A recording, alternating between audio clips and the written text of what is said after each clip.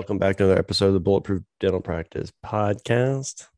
Craig and I just left each other. We were in Miami this past weekend with a handful of our masterminders for this year, kind of doing some deep dives on all the things. Man, everything. Awesome. You know what was cool, Craig? And we won't harp on this because I feel like we talk about mastermind and shit a lot, but I think it's applicable because there's lessons in that. And I think we try to translate those lessons. But you know what I thought was really cool? Is that everyone left with like real good clarity. Like, here's what I'm doing, right? You show up with like, I could do this, I could do this, I could do this. But there's consensus among like smart dentists. And it's like, here's what you should do. Yeah. You know, and you kind of, you battle test it, right? Almost. Yeah. And I don't know, I left with a lot of clarity that I need to kind of revisit some of my visions and knowing myself. That was one of my big takeaways is like, man, I accomplished the things that I wanted to do and my vision hasn't been modified since that. Not all the things, but a lot. Yeah. But I mean, look, Mimi wrote a vision for April of 2023 we won't use her last name, but Mimi wrote a vision for 2023 to take our practice from, 750 to 1.2 to, have a house closer to our practice where our commute is 10 minutes instead of 90. And now it's November of 2021 and all those things are accomplished. Yeah. So I'm like, hey, Mimi, now she's actually doing $2 million a year. So from 750 to 2 million, she got a house 9 minutes from her office. And so all of her stuff on our vision's done. So it's time to go back and, sometimes our 3 and 5 year vision winds up being, 10 months. Yeah. That's a good problem. Especially when you execute, right? When you create the accountability and plans and you're meeting. And I think that's another beautiful thing of mastermind, whether it's this one or another group or something, just creating accountability where you have to declare you're going to do something and you freaking do it. Yep. Oh, my camera's on the fritz again. So buddy, we last episode, we started with kind of talking about real estate. So bear with me while I get my camera back on. Yep. But now, and that was we were really talking more about like from an investment thesis. Yeah, it was an investment idea side. Right? And now we want to get to those questions that have been shown up on the Mighty Network. Yeah. So we're going to be we're going to talk about the building aspect of the bulletproof pathway, which, yes, it can be built from a ground up scenario, but we talked about it from an investment. And now we're going to be talking about it from a dental standpoint. And this is always a popular topic because a lot of people, it's typically when they go do this, they don't do it a lot, right? So you don't get repetitions in this space and you don't want to blow it. And a lot of times when it's your first time doing something, you blow it. To be quite honest. I blow it. I've blown it. I feel like I blow it every time, and I've done 10 construction projects. But you learn something at every turn, but it's important. And I think that you building kind of like 10 practices in one and me building 10 distinct practices, we have a lot of good tidbits and advice. So some of the thing that always comes up, Craig, that I hear is like, what architect do you recommend? And I'd love to hear your stance on it because you have obviously a very specialized building, meaning a LEED certified, and you wanted to join that or merge that with dental. So how did you go about?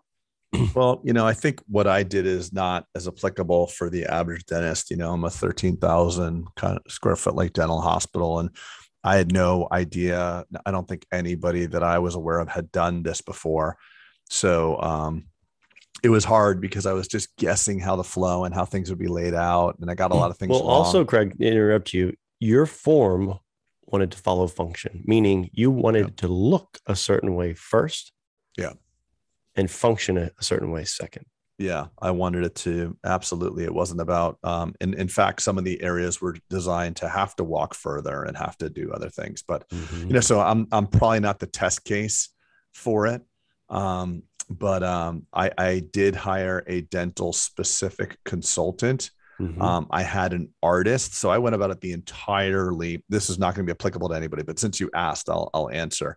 I hired an artist. His name was Michael Singer. He had helped design the embassy, the U.S. embassy in Greece. He designed Terminal C at the Denver airport. He does a lot of like infrastructure, public works projects. I've been a fan of his work. So I commissioned him to do an artistic sketch, had a dental consultant and a local architect and blah, blah, blah, blah, blah. And so that was probably for what I wanted to create, that was the best route. What I've come to do, then I built a house, I'm building another, and I built some other stuff. What I really like, I do believe that there are dental specific architects and dental specific consultants.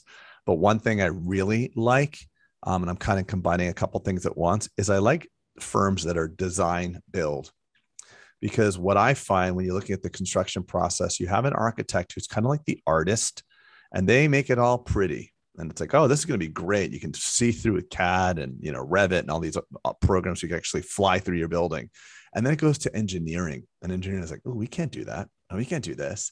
And it kind of gets changed a little bit. And then it goes to the construction guy, and he's like, oh, this is really expensive.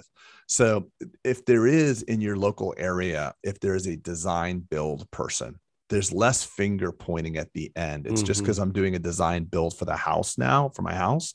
And it's like interesting to hear the GC that's designing, that knows the structure all together. It's a little more straightforward. So not everybody's going to have that, but if you have that, I'd rather, if I could do that and have that's pretty rare to find, especially, Agreed. I mean, it'll hardly be you'd be hard pressed to find a dental design build, but I hear what you're saying. I did not do it that way. I must be a glutton for punishment. No, but it would be nice to have a GC that's a design build, meaning they're GCs and they have in-house architecture, and then get a dental consultant to massage the floor plan. But anyway, yeah. What about you? What did you do? Did you have a dental specific architect on your Johns Creek? No. So I started with just the design. So the most important thing for me, because it's on a highly visible road, was how it looked. Right. And I just had a vision of, I love architecture, I love buildings, and I wanted to create something really cool. So it wasn't like, hey, just design me an office. And quite honestly, Greg, I got a design back from someone traditional, and I was like, this looks like a shopping center for Starbucks. I'm like, I'm not building this. And so I actually had to enlist one of my friends who owns a kind of a design. He actually owns a design build, but not a dental design build. So he did the Revit and design. He has this really talented guy who kind of made me, and once I saw it, Craig, I couldn't unsee it. I was like, that's the building I'm building. Right. So let's pause for a second, because a lot of people they're saying, hey, I'm really interested in building out, meaning not building from ground up. Ground up is probably maybe 20% of when people say I want to build an office. It's usually 20% they're saying I'm going to build a start from scratch building. Which I really enjoy the process. So don't be dissuaded from that. Speaking of Mimi, we kind of were talking to Mimi about doing that this weekend. Yep. At the mastermind. But that almost seems daunting, but it really shouldn't be. Provided you have good cash flow to be able to support something like that. It's a great investment, and it really strokes a lot of creative. If you're an artist by trade, and as the dentistry you're doing, you might really love the design and process of the architecture of the space that it's going to live. I know I did. As a matter of fact, many of my locations has been supported by the fact that I really love the building and real estate aspect of it, quite honestly, Craig. But going back to what I was saying is that 20% are probably doing it build up, and 80% are probably doing build out. So that being said, it's a little simpler when you have, here's your box footprint that you're trying to fill. It's a little bit easier in terms of it. Then it becomes more of a floor plan ergonomic thing versus how big do I build? What's it look like on the outside? A lot of those things are already predetermined for you. So when you're doing that, and I've done several of those, I do actually start, believe it or not, Greg, when I'm doing floor plans, I actually do start with my supply company. And there's only been a couple of times where I've actually really not just scraped them all together, but it was a good starting point, right? So your design company, if you don't know, Patterson, Shine, whoever you use, they've got in-house design that will help you say, hey, you've got a 2,000 foot box, essentially, in a shopping center or something you're retrofitting. They will help you design. And they do that, it's for free. And they do that as a benefit because they know if they can help you with this, that you're going to be more, it's the law of reciprocity. You're going to be more inclined to buy all the new equipment from them. Right. And so it's a good service, and it's a free service. And so I always kind of enlist that just to see what they're going to do. Typically they come back very unlike my designs, meaning shotgun halls, very sharp corners. Yep. ergonomically nothing exciting. It's very functional first, and design kind of second. Meaning how many ops can we fit in? If it's 2,400 square foot space, we're going to fit in 8 operatories because we want to average 300 square feet per op. Well, yeah, they also have a propensity to jam as much stuff and equipment. That's what I'm possible. saying. Yeah, of course, right. Yeah. And so you have to also be, and sometimes that's sexy because good. Like, honestly, everyone knows this. The only thing that makes money in a dental office is operatories. Full stop. Waiting rooms? Nope. Admin area? Nope. Break rooms? Nope. So you have to break it down, and obviously that builds capacity. But gosh, so there's so much here. So that is a good starting point. I would recommend that being a start point to decide what you like, and then maybe enlist the help of an architect at that point to say, I like this, I don't like that. Okay. But also going back to what you said earlier, Craig, enlist someone who's got a Revit design, right? It's a form of CAD CAM. It's really easy to do. Usually the architect does Revit or not. And it will really save you a lot of time, and most importantly, anxiety. Yeah, I get tremendous amounts of anxiety when I'm building because it's like, I know what I want. I can see what I want in my mind, but are we talking the same language here? Me and Mr. Builder, me and Mr. Architect. And when things are down on a plan, a piece of paper, sometimes it's wrong. Not to mention, sometimes, for instance, in the Johns Creek office, Craig, I had an area where I had 2 corners that were juxtaposing each other, and it became almost a pinch point from an energy standpoint. Looking at it, it constricted the hallway, and it was not good, right? And had I not had Revit or done it on a CAD, I wouldn't have been able to see that. Oh, it's so important. I do that with everything. Revit's really neat in that you can say, hey, look, you do it all before you build, kind of thing. You say, I want you to see that. You put on some virtual reality glasses. You don't even need that, but perspectival renderings, or what they're called. Yeah. They're different. They're different. I think 3D but it's great because it saves change orders too. So the anxiety, yes, the stress, yes, but also the change orders. And the change orders when you're building something get really expensive. Your contractor loves change orders. Yeah. When you say this to while you're building, hey, you think we can do this? Yeah, of course we can. Yeah, well, yeah, we can do that. No problem. We already framed the drywall, but we'll pull it all down and do it again. No problem. But it'll be easy, right? We'll do it. No problem, Doc. We'll do it. No problem. No problem. Because change orders mean cha-ching, cha-ching, cha-ching. Yeah, yeah, exactly. They by the way, you'll say, hey, can I build this for $200 a foot? Yeah, no problem. Yeah. No problem. Because they know lots of change orders are probably coming. And then when you're like, hey, how did it wind up being $350 a square foot or $400? Well, you wanted that glass, didn't you? Yeah, but I asked you. There's no problem. Yeah, no problem. You wanted to move that wall. You didn't like the way this looked and this looked. Remember that? And so many times, Greg, I did that in my career, and I thought they were just being cool with me. Like, dude, yeah, we'll change it. No problem. And like, there's a bill that shows up for that. I was like, wait, I thought you said it was cool. He's like, well, it is cool.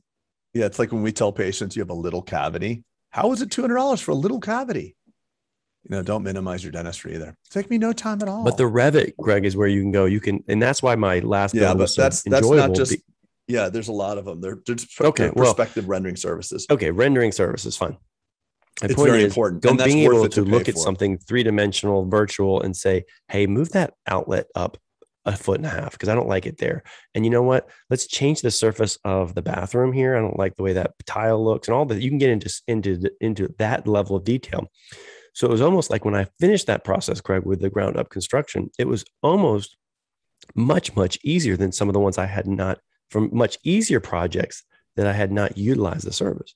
Yep. So it was almost enjoyable. I would call my builder and be like, hey, is everything okay? I haven't heard from you in like 2 weeks. I'd be like, yeah, dude, we're putting up the roof. We're putting up the walls. We're putting up to this. Yep. Like, okay. Because like all my other projects, I've had to almost be there all day, every day, if you will. Did you do a liquidated damages clause in the build? No, I didn't. You're more sophisticated than that, probably. Let's just bring that up real quick. That's just I would have a construction attorney look over your contract with your GC, especially for a building, especially because, subcontractors are all flaking out. It's hard to get things done right now. And, maybe for the foreseeable future with the, supply chain disruption. And I would just have your builder, if they're willing to put in some form of clause in the contract that says if it's not built by the time that they said it would be built, and then a little bit of a grace period, of course, that you could start having some liquidated damages or less payment for them or penalties. Yeah, I remember you It's had important. mentioned that, and I looked at the term and I couldn't find it prior to Yeah, this but it's, pod. you're a little bit more sophisticated than the average bear, and I just want to make sure that the dentist who hasn't done this before, it's just a good idea. Have a construction attorney look it over. It's called a liquidated damages clause if you're going to be building something. But again, we're going really deep. And we're not though. We're not though. I know. No, I so know. the thing that I don't like about having someone who's quote unquote, I am a dental CPA, I am a dental something, I am a dental you know what that only. Means? Huh? You know what that means when they're dental only? What? That just means that they charge 30 to 50% more. Well, but also too, Craig, like you start when you only do one thing all the time, you become holding a screwdriver and everything looks like a screw. And so there's the creativity is like, it starts to sometimes be rubber stamped. And I just offended you because you're one of those people, it's not a sweeping generalization, but it's what I've seen is that the creativity has gone out the window because you've done so many projects that it's like, oh, this works kind of thing. Yeah. This is a dental office. If you think about the most amazing things you've ever seen, the most amazing restaurant, it's different. It's a different. That's why I start typically with the design house of someone who's going to make it boring from Patterson or Shine or whoever it is, and then take it to someone else. I was like, what do you think of this? Because functionally, it still has to function as a dental office, plumbing, the cabinets, the ergonomics, all that thing. And then certain times, Craig, I've actually had my first office. I had a feng shui consultant. I know it's ooh, and I'm not like that, but that got the most people would walk in and just like, this place just feels really good. And that's super important in dentistry, right? Like if you walk into a building and it feels good, you're more apt to say, I'm really comfortable here. Let's do the treatment here kind of thing. Yeah. So that's never talked about, by the way. And at least when I built mine, that was not a conversation that was actually happening. Really? Yeah. Your building feels good. Like when you go, it's spacious and it smells good and people are, all that. And so, but I'm sure there was some feng shui that you kind of incorporate. I mean, you have tons of natural light and water and all the things. Yeah, natural light is important. And unfortunately, most of us as dentists, when we lease in the strip mall, you have natural light just at the storefront, the front where the waiting room is, and the rest is just a bowling alley.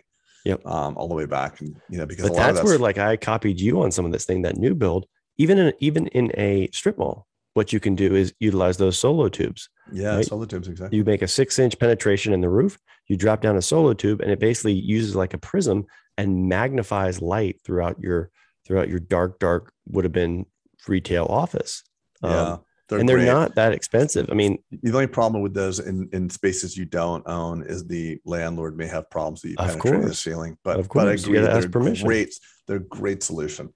And by the way, something interesting about solo tubes, you can put them on the outside wall. So basically on a vertical wall, you can put them and they can travel light horizontally across your crawl space or above your drop ceiling and then make a right angle turn. Just a bunch of mirrors, huh? Isn't that wild? Well, that's light, I guess. Reflection. I guess it works. Ooh, but yeah, that's pretty neat. Yeah. So that's a good little tidbit, right? Because that is one of the negatives, I think, of building in, like you say, a box structure, is that the light just feels very, very constricted. So we talked about the architect. Do I like dental specific? I personally don't, but I utilize them at certain junctions in the design process. The next question we have is, we are going to do a ground up. I would like some suggestions for an architect. Again, I think that you should, if you're going to go ground up, I think the most important thing first is get romantic about how the building looks. Spend time on how it looks, and then be passionate about it. Don't just accept like, hey, I want to build a building, and then let them come to you. Create a Pinterest board of buildings that you like. I actually did that. Created buildings of stuff. I was like, here's what I want. And then my guy presented me with what, the amalgamation of what I pretty much wanted. And I was like, this is it. So pictures tell 1,000 words. Sitting there trying to orate kind of what you want and articulate, it's pretty impossible. So Pinterest boards or example boards or something like that when you're going to build is super important, because what you may get back, like I did the first time, was something super traditional. And I didn't want super traditional. Yeah. I wanted a Craig Spodak building. There's a nice architect I like. I'm going to give him a little plug. We're not affiliated with him, but I really like Joe Architect, Peter. You do? Yeah, I don't know if you've seen it before, but really cool stuff. Just joearchitect.com. Hey, I Joe, you're will. welcome. And Just then take the a guy who designed mine is RLW Designs. His name is Lee Wagner. He's a good buddy of mine. But he, so if anyone's, I can put that in. yeah. But you're I right. I like mean, him you're too. right. Why not give some? Why not give some at But least? I just want to give it to these guys. They're doing really cool stuff in the dental Yeah. world. It's definitely not your normal dental office. Very, very cool. That's cool. It's Yeah. Also, did you use a dental specific construction company? Yeah, I wouldn't do Yes. that. Yes, I would say so. Wait, did you say question. yes, you would, right? Yes. Oh, that's awesome. I'm like, no, that's great. So I've done both. I've done both. Right. Yeah. And so when, oh man, this is not even a loaded question. I'm just having like PTSD from having to train. When you use a dental specific contractor, right, and don't utilize them for the design and don't say, hey, design me an office, but someone who comes with the experience of knowing that you can't bend a pipe underground for suction 90 degrees. You can't do that. You got to be 245s to make a turn. And so many contractors, I had to teach the nuances of dentistry, hence me saying, Craig, I was always there all day, every day, because I was constantly fixing their mistakes from a dental specific standpoint. No, you can't mount the water here. No, the air can't come out here. No, the med gas. No. What are y'all doing? Yeah, but your local supply house can coordinate that. They can coordinate, and they do help. They can help, Yeah. but they cannot be there on site all day, every day. And sometimes when you put pipe underground and then you pour slab back over it and then you recognize, wait, you put a 90-degree bend, and then you wonder for the next 15 years why your suction sucks. Your sucky suction. Your sucky suction. Suction doesn't like to happen at 90-degree bends. What was that? What is that? Bernoulli's law? Bernoulli's? I think that's something about Venturi. Bernoulli's. Let's find this out.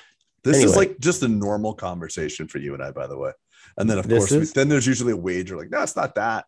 No, I'll bet you I'm right. It's Bernoulli's dynamics. You are right. Oh, but it's also an airfoil. It is also an airfoil. Well, so one of Bernoulli's laws were also about air and lift. Bernoulli was a badass, by the way. Bernoulli. Yeah. Well, Bernoulli. So I do like dental specific companies when it comes to the hammer and nails, because they have a lot more know-how and they just know how to build it versus being like, yeah, we build some medical before, I've had no, we can do it, buddy. Don't worry. And I'm like, don't worry. We do that all the time. Okay, so I trust them. Yeah, and then it's a shit show. Yeah. So I do think it's important. It will save you. It may be a little more expensive, but it will save what it saves you is just stomach lining. Okay. When building a de novo, do you use a dental specific contractor? Again, we just answered that. What was it called in the contract to make sure you do the build as is done? Oh, look at that. Foreshadowing. Liquidated damages clause. Liquidated damages clause. At least that's what I call it. And when you present your builder with that, he may be like, I'm good. I don't want to work with you. I'm just kidding. Well, right now. Yeah. Yeah, right. Because he's like, you know what? I'm good. I'm really busy and I don't need. So a liquidated damages clause is a contractual provision requiring a party in breach to pay a predetermined amount back to the other party. So the way it was written in my specific instance was like, okay, you think it can be done in 10 months? Great. At 12 months and 1 day, for every day you're late, it's going to be the cost of my operation that I'm going to be putting in there. And guess what? They were not late. Yeah. But to tell. Be late. It's a tell. I mean, so if they say it's going to take 10 months and you put a liquidated damages clause at 13 months and they're not willing to sign it, that's a tell. That's a tell. That's a good point. Yeah. But what they'll push is especially in today with the supply chain thing, like I can't control this shit. You could prove that. You could say, hey, this is going to affect our liquidated damages. You know what? Today's day and age, you might just be lucky to get someone to say yes. Exactly. It's so true, by the way. I want to build something. Yeah, you and everybody else. You and everyone else. So that being said, this is the last question. What are the pros and cons of owning real estate of where you practice? We touched on this. What's the con? Let's go to because I only know because we touched on all the benefits last pod, right? This is part 2. So the cons of owning your own real estate are Pay less taxes. That's a con. No, You that's not a don't. con. No, because you're not supporting the government at the Shut highest up. level you possibly. That's so stupid. What are you, socialist now? No, I'm just saying less taxes for the government. So the con would be that it is risky. It's a large investment on the front end. Yeah, cash flow. Right? Cash. Most people don't go out of business because they have a bad product or service. It's cash flow that gets you in trouble.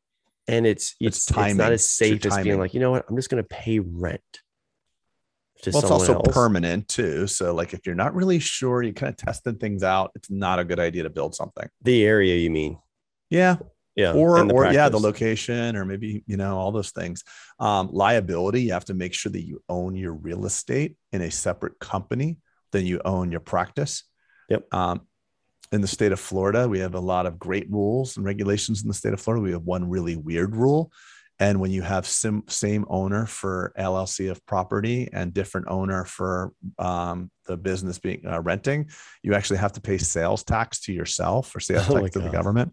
So well, guess what? Annoying. You guys don't have sales tax. So I know, but that's like one little. So many of our Florida dentists may not know that, by the way. So if you own your building in Florida, no one feels bad for Florida residents, Craig.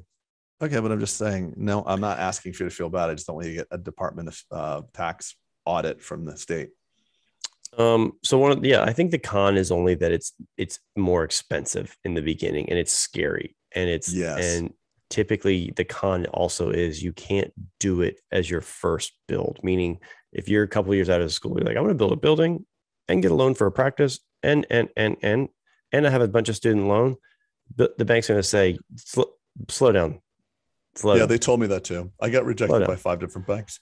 So, but that being said, like, if you can sign a retail space or something, and you say, I got another con. Pete. Okay. Another con is like, okay, so we always say this, know thyself. So if you are wanting to open up 10 practices, maybe the best use of cash is not to actually deploy it in a brick and mortar building. Starbucks does not own their retail centers that they're in. So it's all about opportunity and utilization of your debt and your cash. So stop for a sec. Because someone may say why. Okay. Yeah. Well, you answer why to that. This is a balance sheet thing, meaning the bank may say, we gave you this, we built this building for you. You put 10% down and gave you leverage to build this building. Okay. Now we look at your balance sheet and your debt to income ratio. Yep. And letting you build another one or doing another office is a little risky right now. So Craig is right. It is a rate limiting step. You can build a new dental office in a retail space with no money down, probably won't pay rent for 9 months. Right. $250,000, $300,000. Right. If that's your goal is to get 10 of them, you can use that $3 million that you would have cost to build a building potentially and build 10 offices if you've got the chops to do that. If that's what you want to do. But this is what happens to most dentists. It does chew up a lot of financial bandwidth. But they don't think long about it. Like, oh, this building came for sale with the practice. I'll buy that too. I'll buy it. And then all of a sudden you're like, oh, I really want to open up 8 locations. And like just not knowing where you want to go, you'll waste a lot of time. Yeah, you are right. There's a reason, Craig, why DSOs are not some of the aggressive ones. Most want nothing to do with the real estate. Most don't. I don't think many people want many DSOs. I'm not aware of many that want real estate. I'll take them. Just kidding. Yeah. I think that was the case for a while, Craig. I'm not sure that's the case anymore, especially with debt being, with capital being so easy, especially at that level and cheap, that I think that they're probably looking at like McDonald's, right? McDonald's was a real estate company that disguised as selling hamburgers, or is. I can't think anything else. I think these are the questions we've aggregated from past summits and people chiming in on Mighty Networks. But I can't think anything else related to it. I think it's been one of the joys of my career,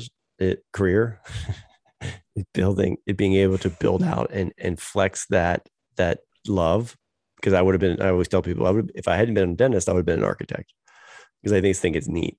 Well, a dentist is an architect. They're micro Right. architects. Yeah. They're just, But I mean, I just think it's wet, important dark that mouths that's what architects. Peter likes, and I actually really like it too. So I'm building something right Yeah. now. I So going love back doing to that you, you stuff. said, know thyself. Yeah. Know Don't. thyself. Yeah. We had someone at our mastermind actually said like, "Hey, I want to do what you do." And I said, At "Well, our master. Oh, this weekend? yeah." And I said, "Well, why do you want to do that? Why do you want one large facility?" And the answer was this guy who everybody knows, we won't say his name, said that that's the most profitable model. And I know the guy, we all know the guy. And I said to him, like, hey, this doctor that told you that, he's a podcaster, he practices like in 5 operatories. So he told you it's the best way to do it, but he's never done it. Oh, from a partnership? Wait, what was he talking about? He asked, he's like, he's saying like, what does he want to do? Does he want to do multiple offices? He's like, no, I kind of like what Craig does. I want to do one larger office. And I went and said, why? Oh, no. The question was, Craig, sorry to cut you off. I know I've done that a lot today, but it was you should aim to have a $4 million practice, $4 million practice versus 4 $1 million practices. Right. And the guy who told him that has, a small single practice. So it's just funny how, he's confirmational bias. Yeah, it's confirmational bias. And you always want to, whenever someone says so-and-so told me to do it, I'm like, well, who is so-and-so? Mm-hmm. And it's always interesting that so-and-so doesn't do it. It's like asking your divorce attorney if she should get married. He's like, no, marriages, they all suck because he doesn't get to meet the good ones. Or it's asking a police officer if he can trust people. He gets called out on the worst people. So I think it's just important. You have to find out what you want to do. And Peter and I love building real estate. It's fun for us. We've been through it. We know how to secure financing. We know how to make it work. We get excited. We like vision. We like creating something new. That may not be you. And if it's not you, don't do it. Because you can take that same money and diversify it elsewhere. You can invest in a REIT, or you can have other real estate plays.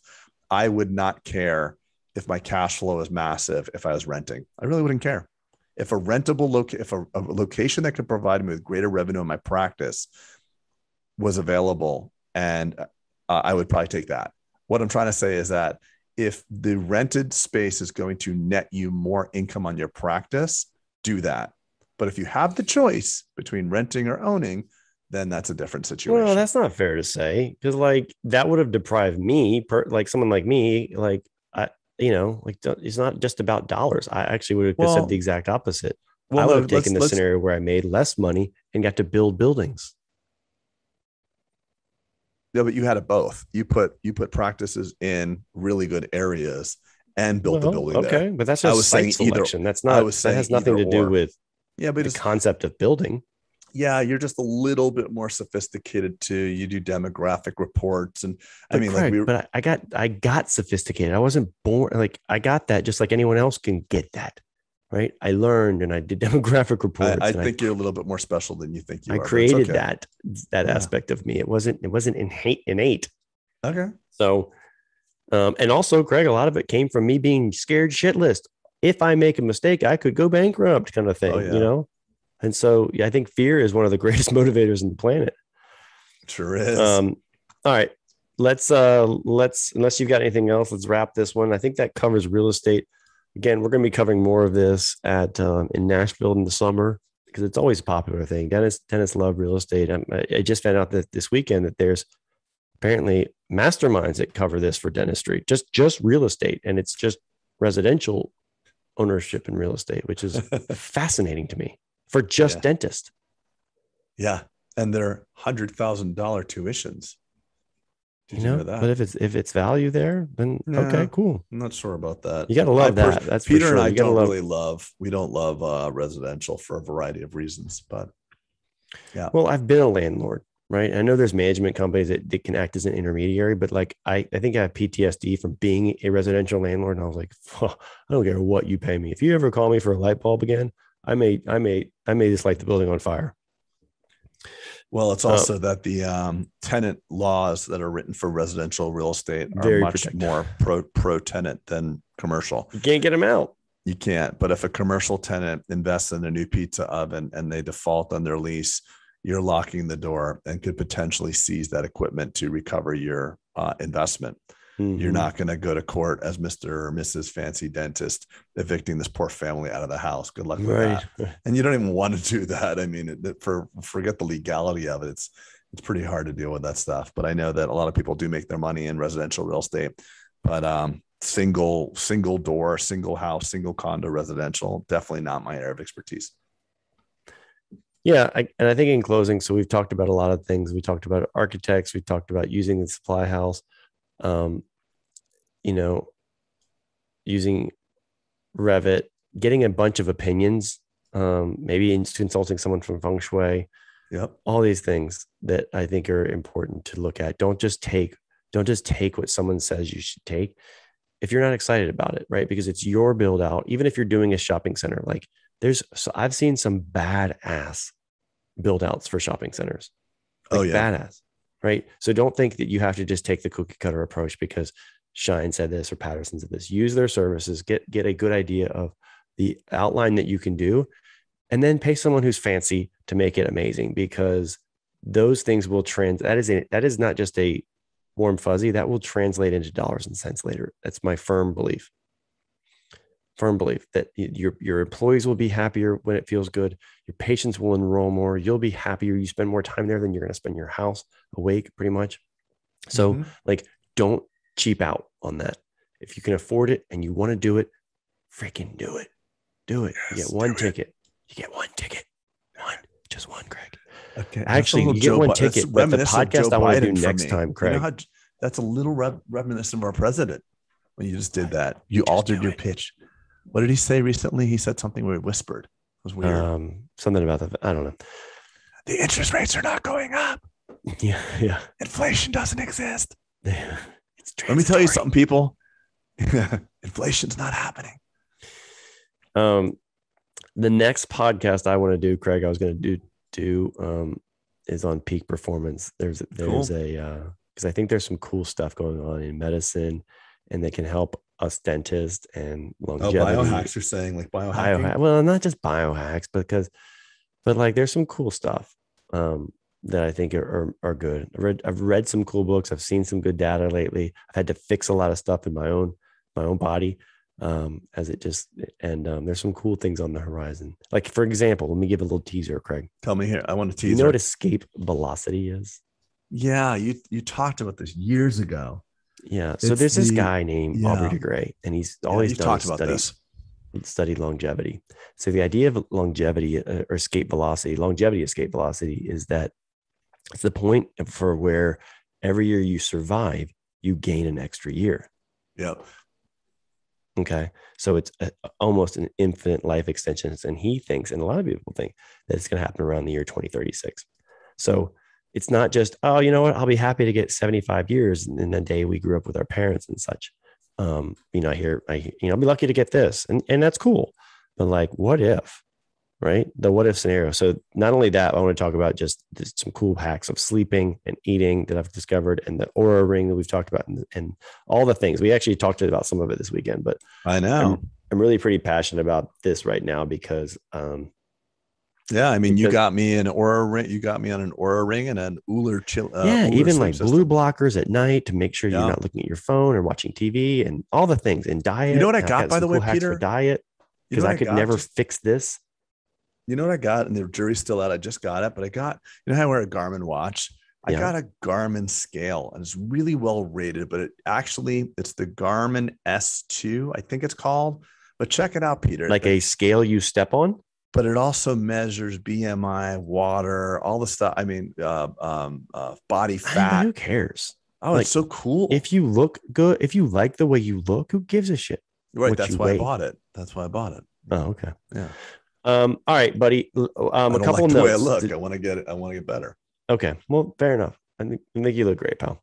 Oh, thank you. I'm happy we're recording this. You're being so nice to me. I'm going to listen to this one. Soak it in, replay it, because it's not happening again. I'm going to replay this whole thing. Yeah. A couple notes that we need to announce today. So we do get a couple. As you all know, we have a summit coming up. We do get hit up by students a lot because I think we resonate with. Oh, that's right. And so we have decided, because so many times in our career, we got benefit of being a student, getting able to go and audit a summit and learn from the giants in the industry.